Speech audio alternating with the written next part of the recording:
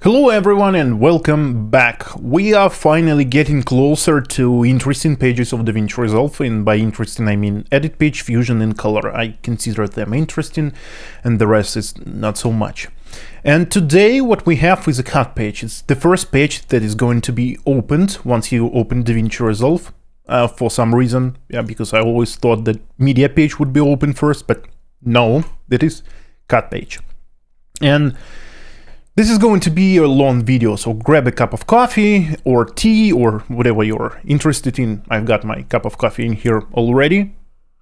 Yeah, I hate coffee. Anyway, we're gonna get on with all of that. And to be honest, this is the first time I attempt to work, maybe it's the second time I attempt to work in the cut page, because I do not understand and do not really like the cut page. You might ask, how are you going to teach us if you've never worked in the cut page? Well, first of all, I've got like a 2-year experience in DaVinci, but without a cut page. Then I read Blackmagic manual on DaVinci. Then I tried everything that I read in here. Then I created a plan that is right in front of me. And only then I set everything up and now recording it to show you everything I now know about the cut page. This is not everything. The person who works in the cut page every day, of course, is going to know a lot more than me, but this is something, if you do not know anything about the cut page, I'm going to help you. And I'm going to help myself because I do not use cut page, do not really like it. Now, it's still very hot. Let's get to the cut page. First of all, there are no media in here because this is a new project. And we could, like in the previous lesson, get to the media page and import everything in here, but there is also a way to import everything in the media page, media pool that is in here. Right click, import media, or you can see there is import media in here and import media folder. You can select import media folder. We're gonna find the folder that I consider is going to be like acceptable to this kind of tutorial. I do not really know where it is. If you find the folder that is called oscillation, give me a color. Yeah, oscillation, main, select folder. The folder is going to be imported in here. As you can see, we had, like before, our thumbnail view in the media folder. We can change the way we view it, like this. What is it called? Metadata view, of course, because there is metadata right now in here. Thumbnail view, the one that I have struggled, the one that is hard to pronounce for some reason to me. Strip view. This is something new. We have a strip in here. You can select actually set up in and out points right in here. I'm gonna talk about in and out points a bit later. And the list of video clips, the list like representative of what's actually happening in there. I prefer a thumbnail view because it is easy to understand what I'm looking at. Now, before even we did everything that we did, we could have selected this, not this one. These are the settings. Of course, we can go to custom settings and change everything, but we could have selected like Ultra HD, Full HD, Portrait. By default, it is Full HD. I guess it is fine by everybody. And also there is this parameter: prefer proxies, prefer camera originals, or disable all proxies. As I understand, DaVinci Resolve 18 is going to create proxies automatically, but I'm not sure. I'm gonna get to that a bit later. This is again our viewer. As you can see, if I double click in here, I get a viewer in here. Like before, everything is pretty much the same throughout the whole DaVinci, except for the fusion. Fusion a little bit confusing, but we'll get to that. As I scrub through the media, you see that there is this video portion and the audio portion, and there is audio meter in here, just like before. We are now at a source clip. There is also source tape, which is going to have everything that I have in my media pool, and I can scrub through all of the media if I want to, for some reason that I cannot really understand. And this one refers to the timeline. So far we do not have a timeline. We are going to create one right now. The way to create that, we can create timeline just by right clicking here. I do not really like this method. I want to just drag it and drop it in here. As you can see, I've dropped the whole clip. I could have just enabled like in and out points, but we're gonna talk about that a bit later. And something really confusing is happening in here, because we have not a single timeline, but two timelines. The upper timeline and the lower timeline. This is what I find a bit confusing about cut page, and this is what is really useful actually to use, because we have zoomed out upper timeline and zoomed in lower timeline. This is done so you wouldn't just have to zoom in and out all the time to see all of the media that you are using, right? It created a bin. Remember we talked about bins before? So when you import a folder, it created a bin inside of a master bin, which is called main, the name of the folder that we imported. Okay, nice. Outside of this folder, it created a timeline. We can create as many timelines as we wish, but typically one is enough. It is still hot. Now, let's talk about controls in here and in there. Let's talk about these controls. Now we have these three parameters. Our original footage, our original, like all of the footages, and the timeline footage. These are, I already talked about them. This symbol, we can disengage all of the color grades and all of the fusion. If we had some of the fusion effects on top of this clip, or already we had a color grade in here, sometimes on a like not so powerful machines, it's going to be slow as hell. You can disengage all of that to have a very smooth playback. Right in here we have a quick export, so you can export actually from the cut page if you're doing like a very quick cut. I've never really mentioned what cut page was originally designed for. The cut page is like an edit page. It's not making it simpler. So the cut page is all about speed. If you need to create, if you have a lot of footages like in here, and you need to create a sequence out of here before you can move to the edit page and finesse all of that and add effects and finesse with all the sound effects, with all of the music, you can create your like initial draft, initial like sequence in here. That's why the cut page was created, and it works the best with the designated keyboard. I do not have the keyboard that Blackmagic solves, and it is quite expensive, but it is designed for this type of work, and it makes everything much quicker. Okay, let's move on. Right in here we have our save guide areas. As you can see, broadcast film, we can engage them. For social media we can engage, so it would be easier to rescale all of that and to fit it into this area. You can go into full screen. By the way, the shortcut is Control F to go in and out of the full screen. And we have Inspector here. Inspector allows you to alter the footage in many ways. I'm going to talk about Inspector in great detail once we get to the edit page, because there is a lot to talk about. And the lower part, we will get to these lower parts just in a minute. The lower part of this viewer is quite interesting, actually. For example, it's got this fast preview. Fast preview is going to show you the footage that you have really quickly.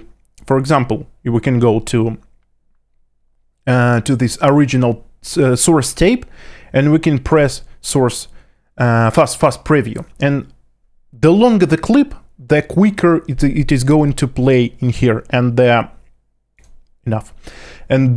shorter the clip, the longer, the slower it's going to play, like almost in real time.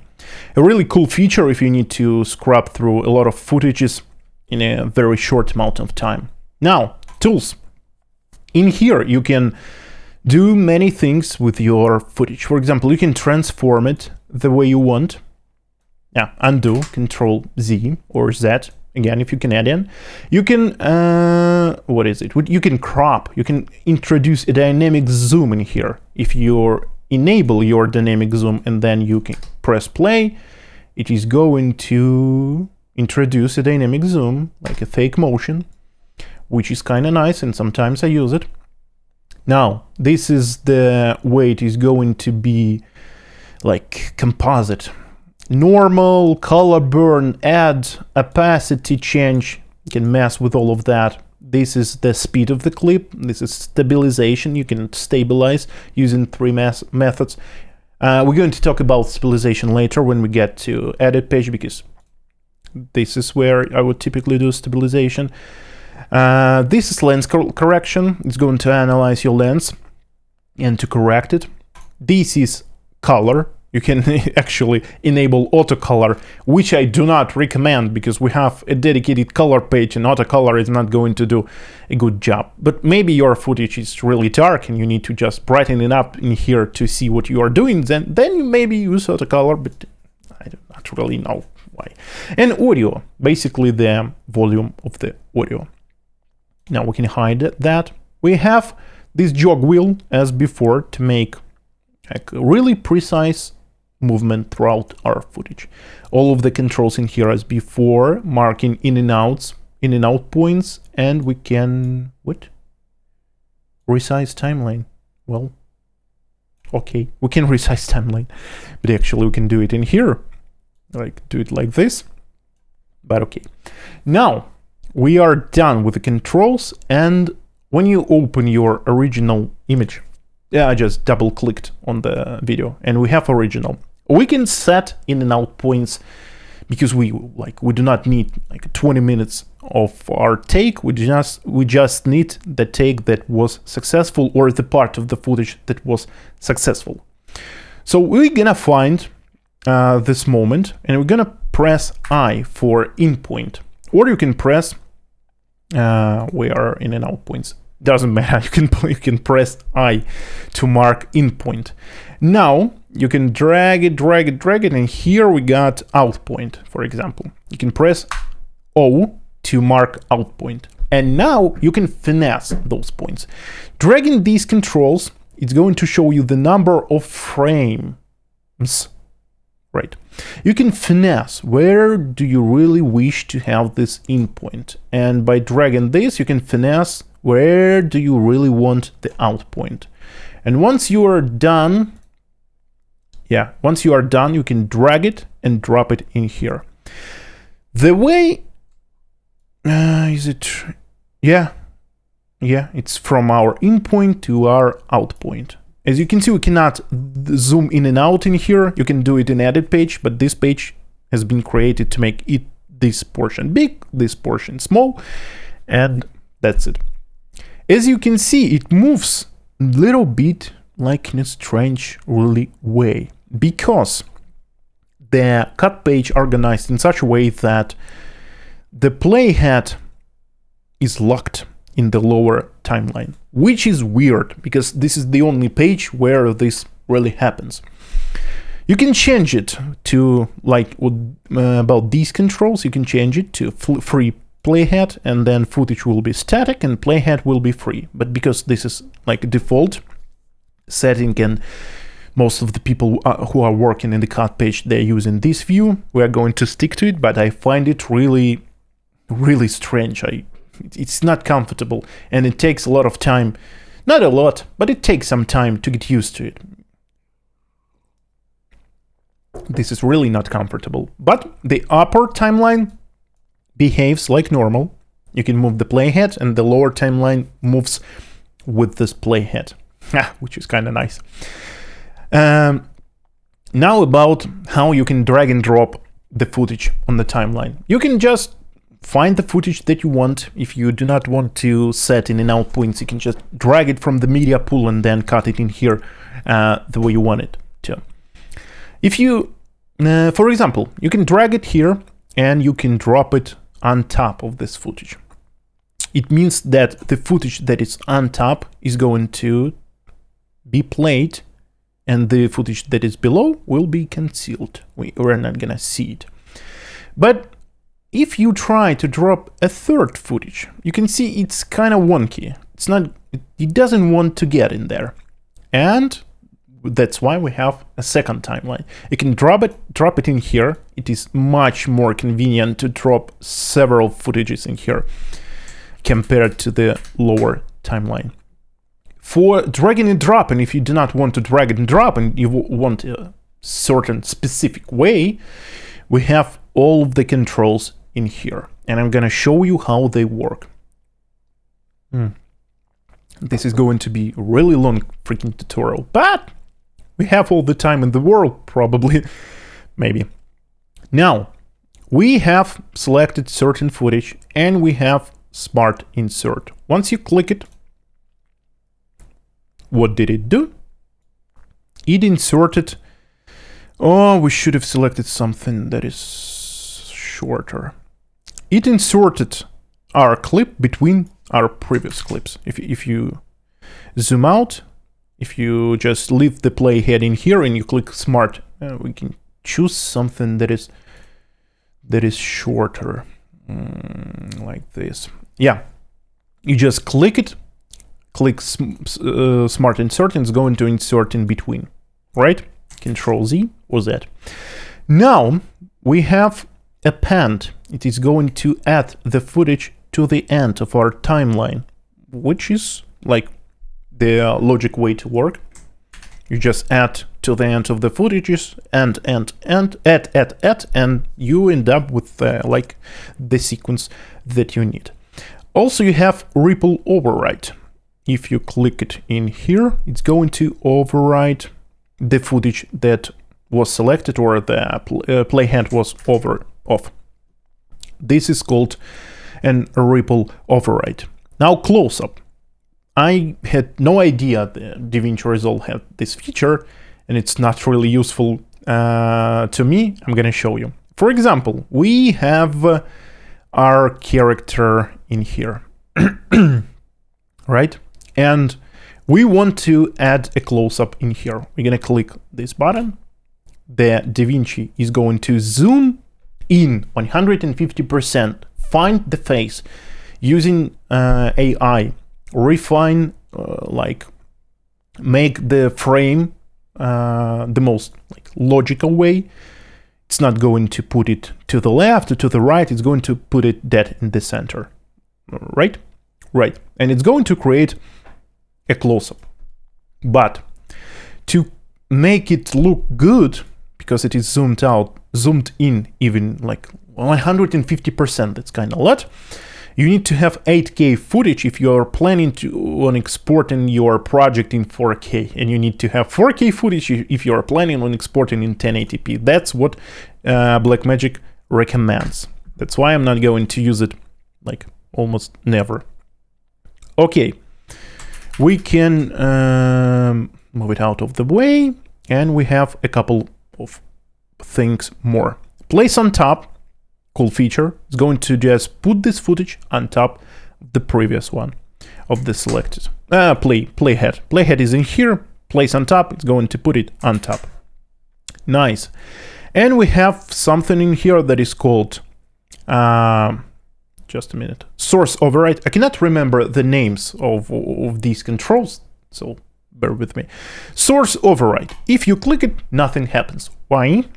Because source override is used only when you have overlapping time codes in multiple clips. For example, we have a show, a cooking show or a dancing show, and we have 5 different cameras.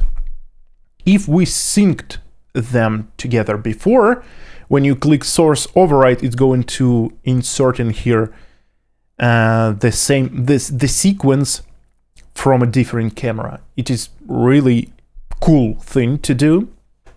in really easy, but you need to sync them before. And to do that, I'm going to show you how to do that. That's going to be a long tutorial. Coffee is getting colder. Now, you can find in here sync clips. If you click that, it's going to open this freaky looking window. If I recorded my video using up to 9 cameras, I could have synced them all in here. First option is to use a timecode. You need to have the same timecode for all of your cameras, all of your audio. That's why, for reason that you can sync everything up in here really quickly and really easily. You can sync it by audio, which is also an option. If you have the same audio coming from different cameras, everything could be synced together in here. You can have some in points, out points. You can sync all of them by pressing sync. I do not have footage that is in sync or that I intend to sync. That's why I'm not going to use it. But if you do, this is an easy way to do that. And you have a sync bin in here. Everything that you've synced will be there. And this way, in this way only, you can use source override in here. Excuse me, I got a little bit distracted. Now, because I do not have anything that is synced, I cannot use this source override in here. So let's move on.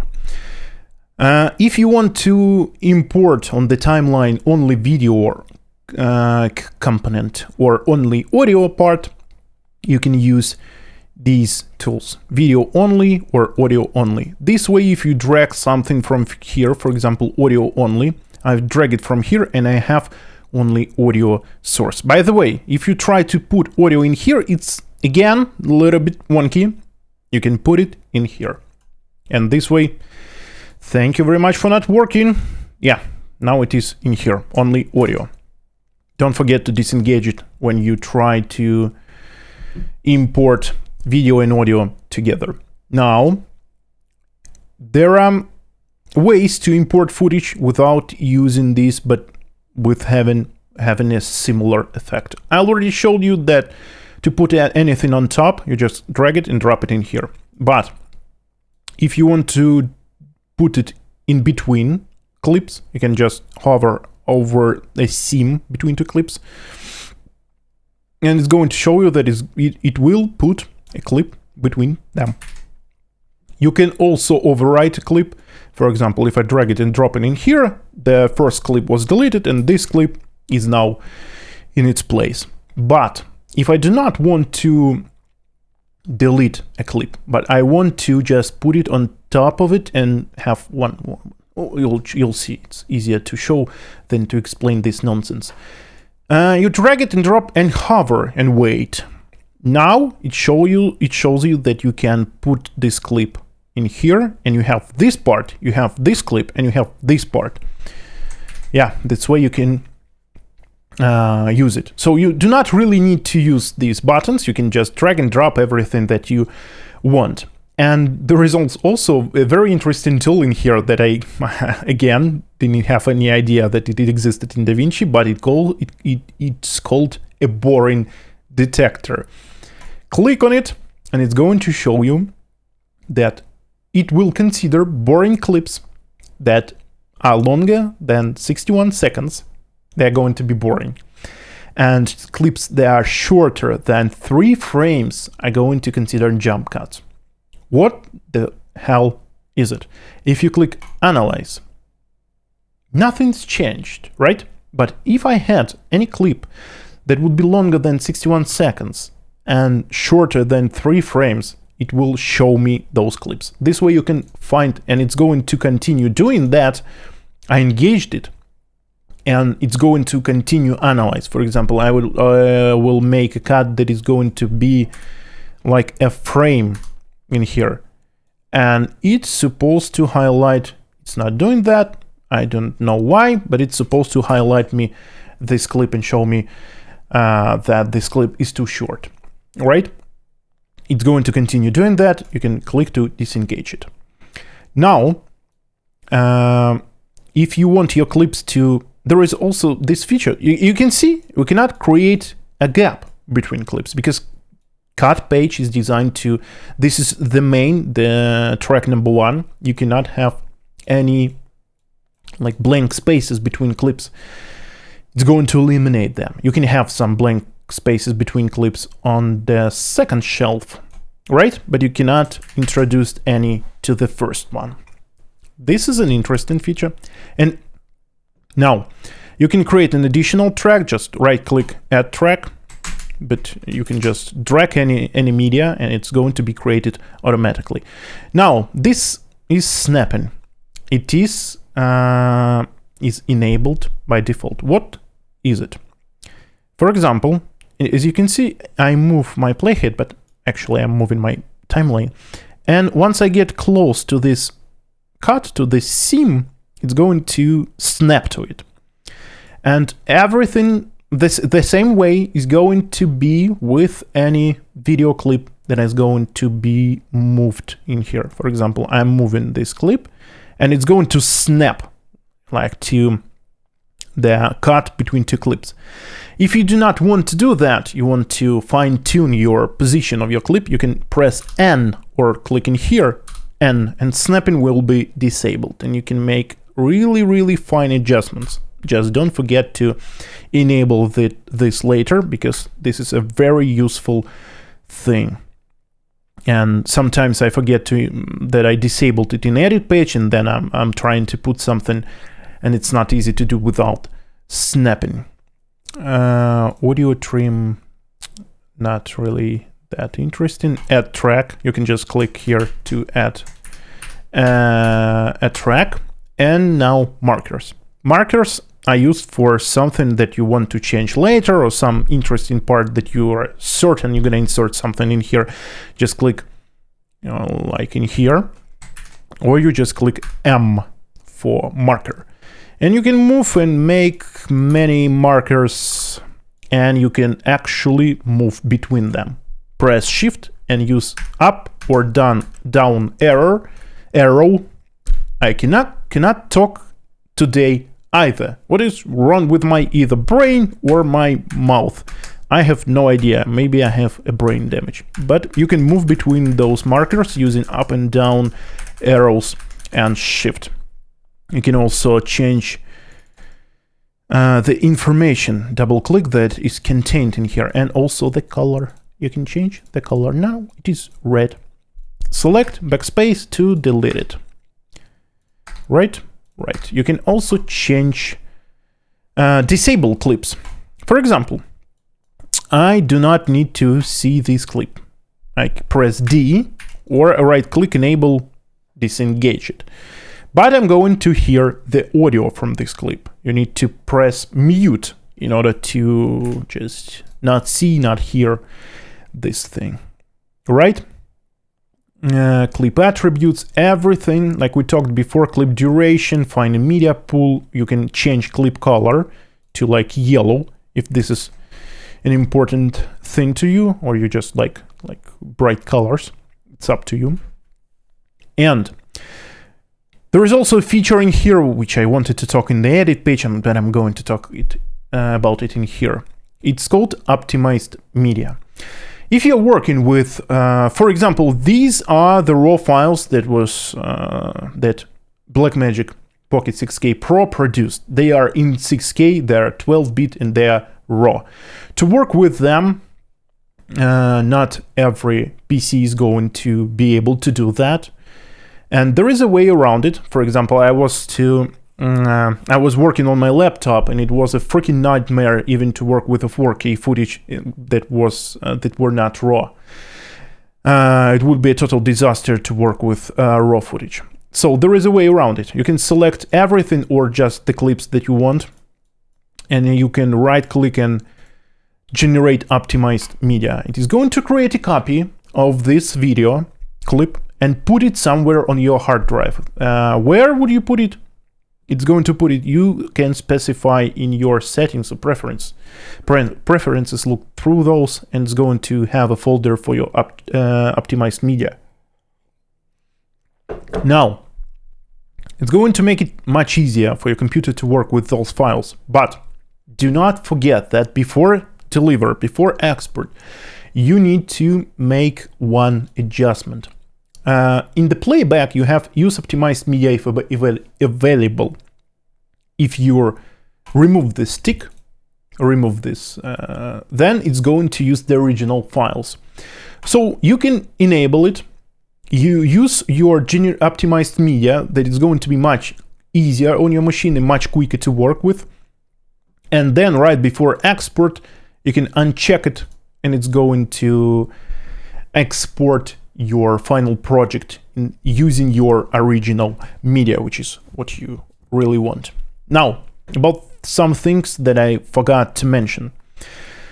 Remember we were talking about this boring detector. There is also a detector that is going to work regardless of our attention, regardless of whether we want to enable it or not. This little arrow. It's going to appear depending on the position of your playback like this tool. And it's going to show you like you probably want to work your editing here. And once you move past it, it's going to show you you probably want to work your edit, continue your edit in here. I do not really know why they created it, because I typically know where I want to work, but it's a cool feature, right? Now, about moving and selecting clips. You can select clip just by selecting clip, right? You can move. You can see this like selector, and you can move if your clip if clip original is longer than the part that is on a timeline, you can move your clip within this selection. And those white borders are going to show you the original length of the whole clip. These clips are like not connected, but there is a cut between them. You can move one clip or another, and here is why. Here is how. When your cursor turns into this, you can move this like the position where the cut will be. And as you can see on the right, we have number of frames below and above where the cut will be. If your cursor is changing to this, you can move. You can add additional information to the first, only to the first footage. And as you can see on the right, we add in like 10 frames to the first, and we are not changing nothing about the second footage. If you have a cursor like this, then we get the opposite effect. We are adding or subtracting some frames from the second footage and not changing anything about the first one. If you double click in here, you can do the same thing, but in here, which is like a bigger monitor, you can do everything in here. Right? What did I forget? I probably forgot something. Yeah. Next to our boring tool, we have split clips, and we have something that is really similar that is called cut. I've always thought that you should click cut and it's going to create a cut in here, but no, it is called split clips. You can click split clips, and now this clip is split. Yeah, like a tongue twister. But you can turn, using these controls, you can turn this just a regular cut, a regular split into something different. For example, you can change it into dissolve transition. You cannot really see it in here, but I'm going to demonstrate it in here. Like dissolve transition, it is going to automatically turn it into a transition that is called dissolved. We can call it, we can turn it into a smooth cut. I can play it, and it's a smooth cut. Or you can return to just a cut. That's why this is called a cut. There is a lot to talk in here. A lot of information. Now I need to check using my list that I created before whether I forgot something or not. The only thing that I forgot is titles and effects. I'm not going to discuss it here in details because we are going to discuss everything that it is to discuss about that in the edit page. The only thing that I forgot to tell you is this lock track. You can lock this track, so you cannot change it. You cannot change nothing about this track. If you're sure that you do not want to change and you have some clips on top of it and you want to change only the clips on top of it, you can enable lock tracks. You can also disable audio, it's going just to mute it, or disable video if it is like distracting you from something. I have no idea. Now, the only thing that is left to discuss is transition, titles, and effects. You remember I clicked in here and just chose a transition. You can choose any transition from here, and if you drag in here your mouse, it's going to show you in real time how this transition would work.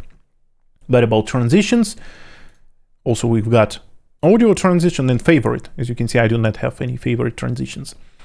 I do not really use them that often. You can add any transition that you want. You can also add titles. As you can see, there are a lot of titles, and in DaVinci Resolve 18 they are finally playing back in real time. They used to be so laggy, especially these like fusion transition. They used to be really laggy. Once you hit play, right now it is working just fine. Now you can add any text and you can move it in here. By the way, you can use these controls to alter your text the same way that you would alter a video file. If you want to like have more control, just remember, if you want to have more control over something, you need to use inspector. But we are going to talk about inspector once we get to the edit page. Right? You can select any like texts from here, and you can also select effects. Again, about effects, we're going to talk about in completely separate video. I'm going to dedicate a separate video probably only to effects, because they are like a cool thing, but kinda we need to talk about them separately. Right. Audio generators, favorite, a lot of them. So we are probably done with all of that. Again, this page would work perfectly only if you have the special keyboard. Again, I'm not paid by DaVinci, but this is the hard truth that you need to swallow, because and again, once you're assembled everything that you wanted in here and you move to edit page, everything in here will be saved, because this is the same timeline. It's going to be opened in all of these pages for you to work with. So once you've created your first draft, your first cut in here, it's going to be transferred to the edit page. Whew, that was a lot. I hope you are still here. For those who are still here, thank you so much for watching. I hope I've covered everything in here. And I'm going to see you in the next video, which is going to be dedicated to edit page. There are going to be several videos dedicated to the edit page, because I'm probably not going to be able to cover the whole edit page in one video. So we're going to see you. I'm going to see you. You're going to see me in the next video. Thank you for watching. Thank you for being here. See ya.